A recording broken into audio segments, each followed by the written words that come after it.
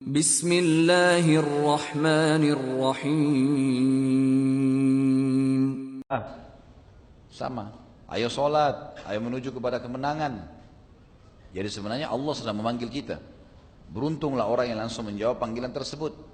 Sampai kata Nabi SAW dalam hadis Bukhari Muslim yang lain, "Lo ya'lamun nasi ma fin nida'i was-saffil awwal la'atahuma walau habwah."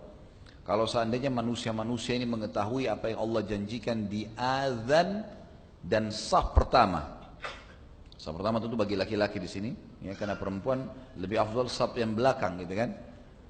Maka mereka akan mendatangi keduanya walaupun merangkak. Yang dimaksud dengan mendatangi azan di sini adalah baik jadi muazzin, itu fadilah besar. Imam kalau sholat mengimami kita, dia dapat pahala, kita juga dapat pahala semua masing-masing. Tapi imam diberikan oleh Allah bonus karena memimpin kita sholat, pahala kita semuanya. Muazzin panen pahala semuanya. Makanya kata Nabi SAW, kalau seandainya orang tahu yang dijanjikan oleh Allah di azan dan saf pertama. Kalimat azan di sini adalah jadi muazzin yang pertama. Kemudian yang kedua adalah masuk dalam masalah ini menjawab langsung azan itu. Menjawab dengan lisan dan gerakan tubuh datang ke masjid sholat atau kerjakan sholat. Sebagaimana sabda Nabi SAW dalam hadis yang lain juga sahih. Kalau kalian dengarkan muadzin mengucapkan azan, maka ucapkanlah yang seperti dia ucapkan. Kecuali di hayya 'alas shalah dan hayya 'alal falah, ucapkanlah la haula wala quwata illa billah. Ini berarti fadilah juga. Masuk dalam masalah ini Allah janjikan pahala yang besar. Makanya kalau dengar azan teman-teman berhenti sebentar, sejenak, dengarin. Yani, ucapkan seperti itu. Atau kita lagi dengar radio di mobil, lagi azan, jangan dimatikan.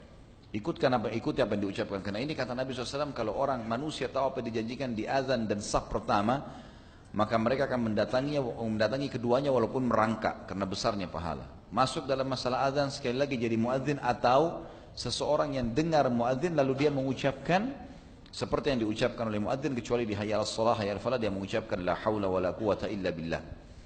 Masuk dalam masalah ini adalah segera datang untuk mengerjakan sholat, menjawab panggilan azan itu. Ini juga masuk di dalam fadilah hadis tadi.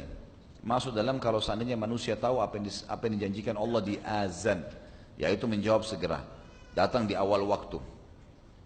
Ada hadis yang lain, hadis mulia juga, hadis sahih. Kata baginda Nabi SAW, kalau seandainya manusia mengetahui apa yang disembunyikan atau disiapkan oleh Allah di azan dan saf pertama, kemudian mereka tidak mendapatkannya kecuali mereka harus saling bersaing satu sama yang lain, maka niscaya mereka akan bersaing di situ.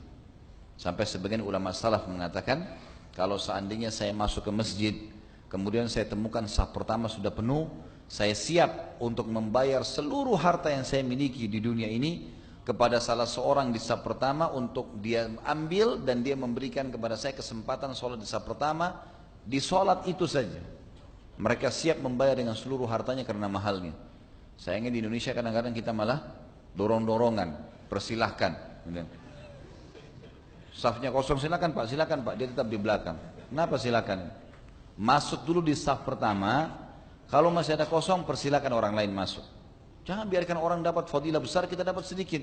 Kita kasih orang ikan paus, kita dapat ikan teri. Harus paham masalah itu. Kalau kita sudah masuk di saf pertama, ada kosong panggil orang lain, nggak masalah. Jadi kan, ini masuk dalam bahasan fadilah tentang sholat di awal waktu, gitu kan. Juga ada hadis Nabi SAW yang